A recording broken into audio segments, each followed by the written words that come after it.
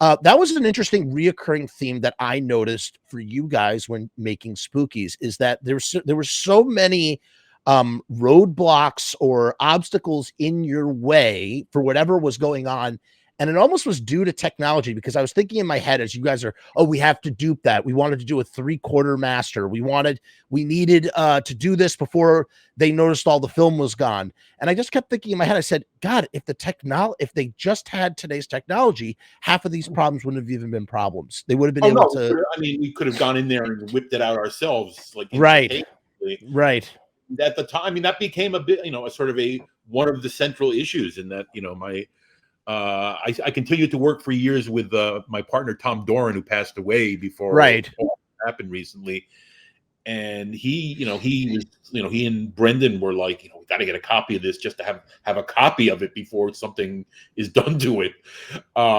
And to be able to do that, I mean, it would have involved taking out all these reels of 35 millimeter film with soundtracks. Right. So you're talking about like maybe explain that to the audience, like in very simple terms, why that is so complicated. Because, well, you've got the film itself, which in this case is a print from the negative that's used to edit. That's what you're cutting. And then you have a soundtrack, or possibly several soundtracks.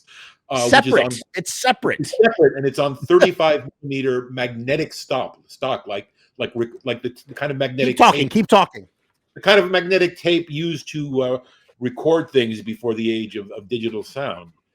And that alone would be, like we're talking like several hundred pounds of film and cans and reels, and then getting it into a place. I mean, the real obstacle there is we would have done it. Yeah, there's film. So there's 35, right, people? This is 35 film, and you could see that there's an optical track on the side. But if they were using a rough cut or whatever, work print, it's known as a work print. The optical track only was added after everything was synchronized and finalized, and that was how the film was put in theaters.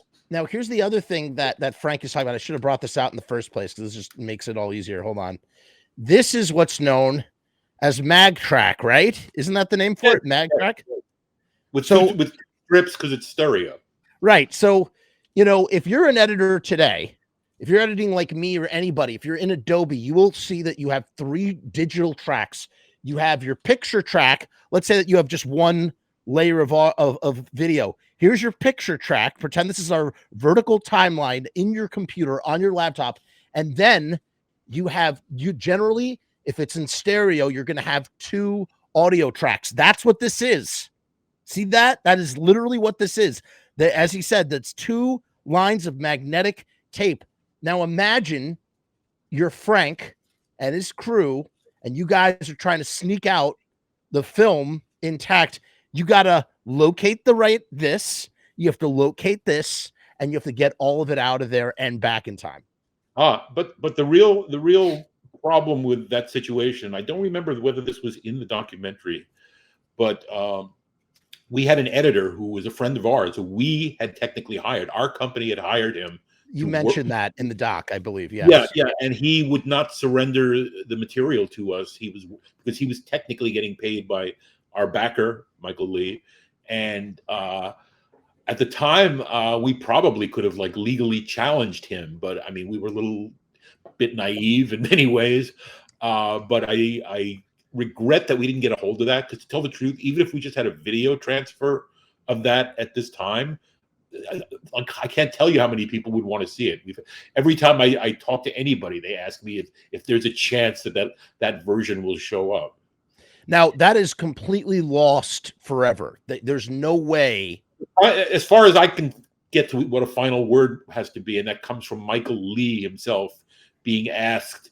There's on the Blu-ray. There's another documentary about Vipco, the old video nasties company that existed in the UK. Right. This is how this man made all of his money that he was able to use to finance our film. And he goes on at length about a lot of things, but one of the things he supposedly said to the people working on it off camera when they asked him about that is he said, "Oh no, that's all gone a long time ago." So he just trashed it. He might, well, you, from what the way you describe him in the documentary, and just his poor common sense, and just his ridiculous, like the ridiculous things that he was saying as a non-filmmaker trying to influence the filmmaking of the film.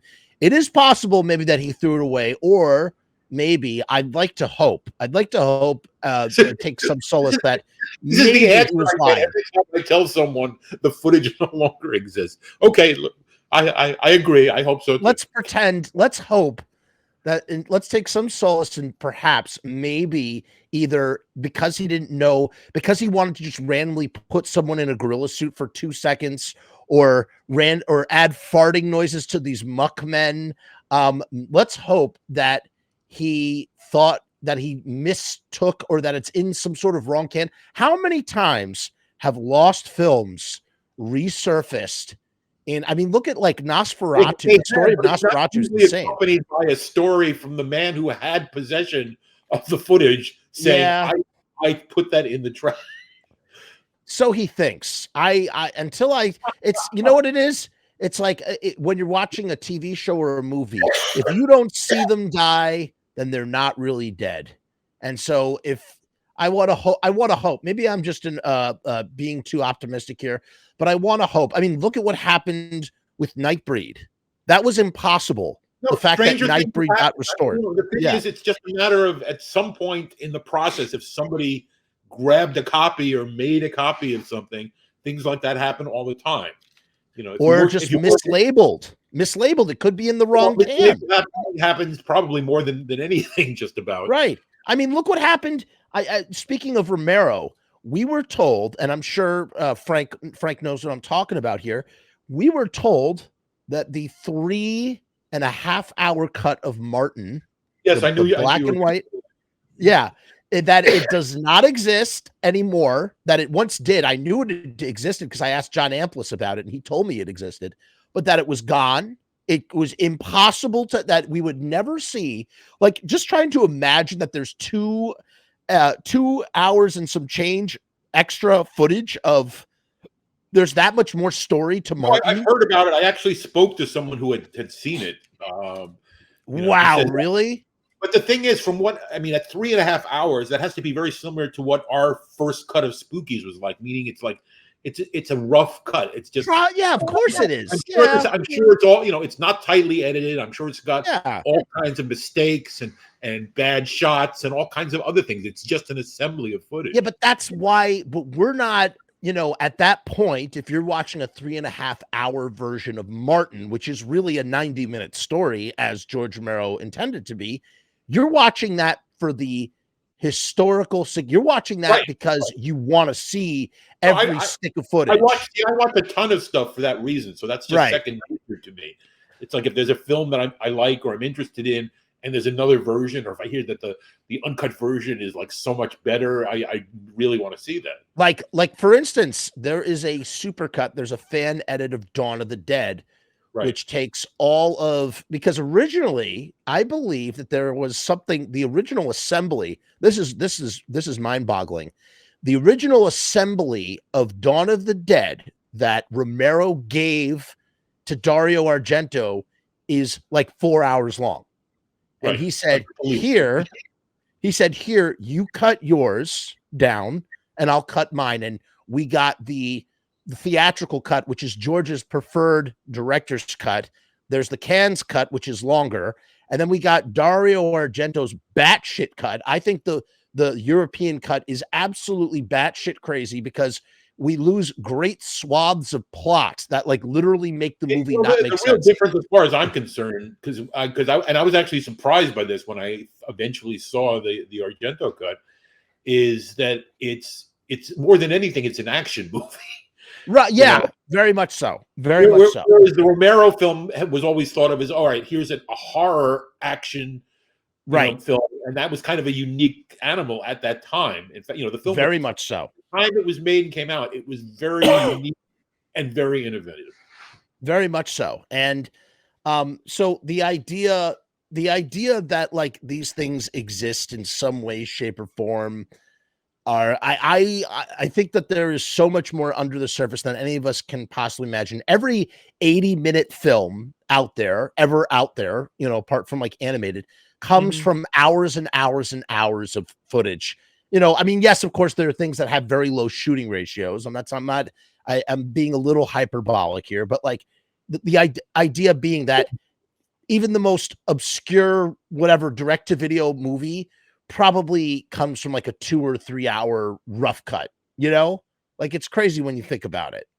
You know, I mean, think that people say that it's the 1 page to 1 minute ratio, and that doesn't always, that's not always true. As a writer and a filmmaker, I found that at least for me, it's absolutely inapplicable to what I do.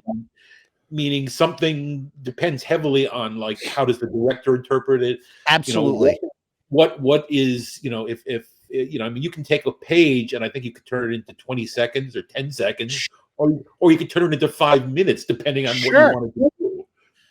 And that's what I personally learned, that making movies. I had, you know, I wrote a 72-page script that was 100 minutes, and I had to cut it down. I cut it down to 82 minutes. But that's when I first learned that that's the case. And so I thought about the first screenplay I ever wrote, which was 120 pages. I thought, my God, that very possibly could be 3-hour, 4-hour movie if it was shot the way that it was. So I think it's a very subjective thing, and you just really don't know ultimately. But so